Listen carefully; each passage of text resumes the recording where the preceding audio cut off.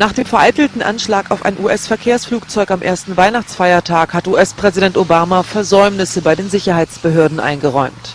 Wenn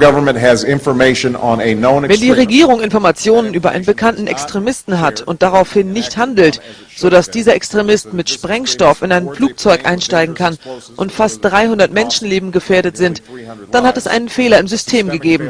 Und ich halte das für völlig unakzeptabel. Ein 23-jähriger Nigerianer hatte versucht, die mit fast 300 Menschen besetzte Maschine auf dem Flug von Amsterdam nach Detroit kurz vor der Landung zu sprengen.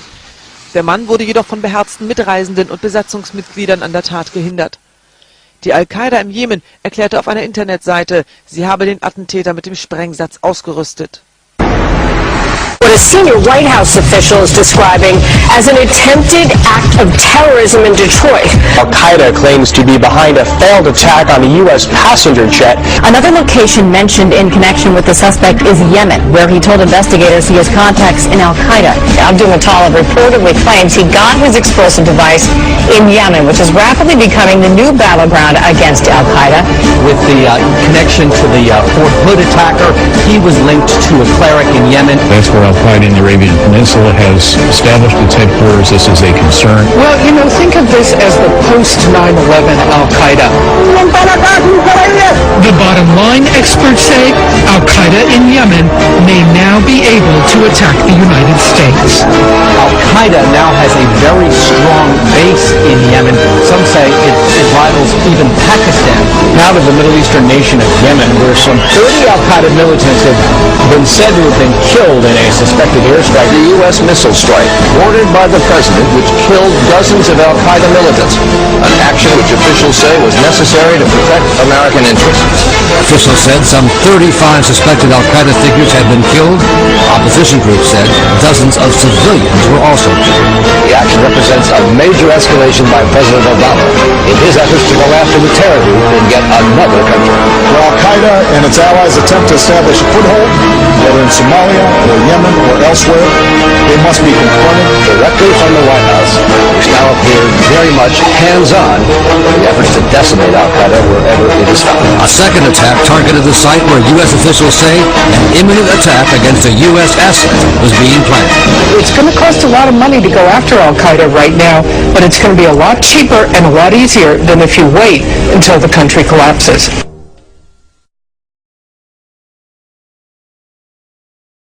So if you've been paying attention to terrorism and Al-Qaeda recently, you have likely been paying attention to this poor, largely ungoverned, running out of oil, parched little nation called Yemen.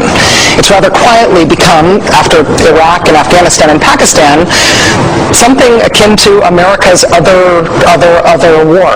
Senator McCain and Congresswoman Harman have been in Yemen recently with the attempt to build up Al-Qaeda. Al-Qaeda, of course, functioning as always as the CIA Arab Islamic Legion. The connection here is that they're trying to build up a presence of Al-Qaeda in the Arabian Peninsula, a creation wholly of the U.S. intelligence agencies, so that they can play Saudi Arabia against Iran and fight against both. There's a strong current inside Saudi Arabia that would like to break away from the U.S. protectorate. Husband and wife were raising a provocative question tonight. Did the suspect possibly have help getting onto this flight? In fact, did this man even have a passport? I saw two men, and they caught my eye because they seemed to be an odd pair.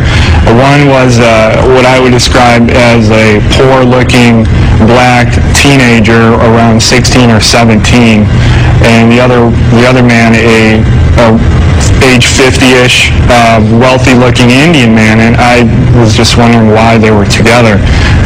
Kind of strange. And I watched them approach what I would call the ticket agent, the final person that checks your boarding pass before you get on the plane. And I could hear the entire conversation. The only person that spoke was the Indian man. And what he said was, this man needs to board the plane, but he doesn't have a passport. And the ticket agent responded, well, if he doesn't have a passport, he can't get on the plane. To which the Indian man responded back, he's from Sudan, We do this all the time. The fact is that this is a protected patsy. In other words, this is a puppet. This is somebody who's an asset controlled by U.S. intelligence. This is a way to stage a provocation. We've had 4 days of wall-to-wall hysteria worldwide about this. Everyone has been questioned who was on that flight. Lori, it's tough to understand, I think, especially for a lot of people watching this, and I'm sure for you who were sitting there, how anybody could be allowed on board an international flight without a passport. When you and your husband talked to authorities, when you told them what you saw, what was the reaction? They seemed really interested in what we had to say. They talked to every family. A lot of the families they were talking to them for about 5 minutes or so. They talked to Kurt and I for probably about 15 minutes, maybe a little bit more. Let's just look at a couple of facts. His father, a rich Nigerian banker, went to the U.S. Embassy in Nigeria on the 19th of November and said, my son is in Yemen, he's at a terrorist training camp, do something about this.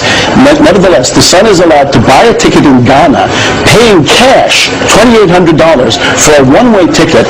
He can get on the plane in Nigeria after entering Nigeria illegally, and when he gets to Amsterdam, he's apparently, I think, a mental deficient who can't make it from one gate to another. So according to an eyewitness account, there's a well-dressed Indian man who brings him to the gate for the U.S. flight and says, my client here, or my friend here, doesn't have a passport, get him on, he's Sudanese, and we do this all the time.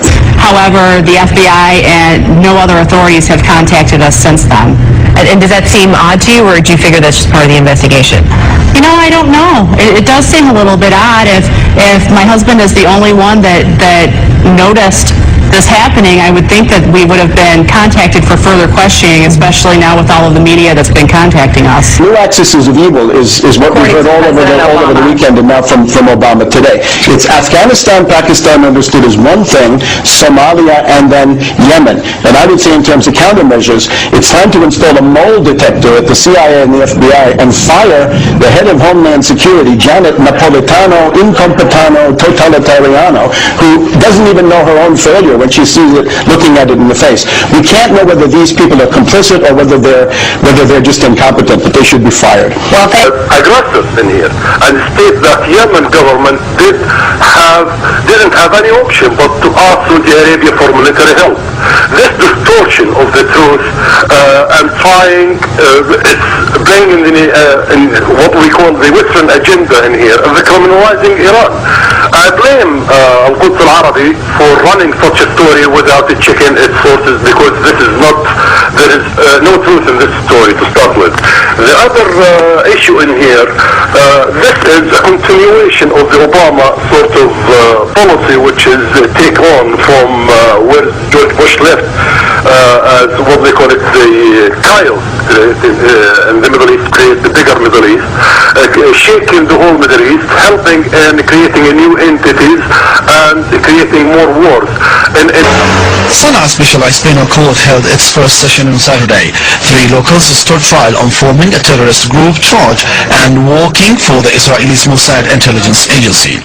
The concerned judge said that the 3 persons were accused of spying for Israel through communication with the office of Israeli outgoing Prime Minister Ehud Olmert. During the correspondence, the network asked for help to carry out terrorist activities inside Yemen. Yet we're funneling a load of military aid to Yemen. Last year we didn't at all. So that really underscores how important Yemen is. If Yemen falls, that could be the new battleground for Al-Qaeda? Absolutely, and of course that's along key tanker routes for the Red Sea. If Yemen falls, I mean, the price of oil immediately goes up, and some 24 million people fall under the sway of Al-Qaeda and radical militants linked to Iran.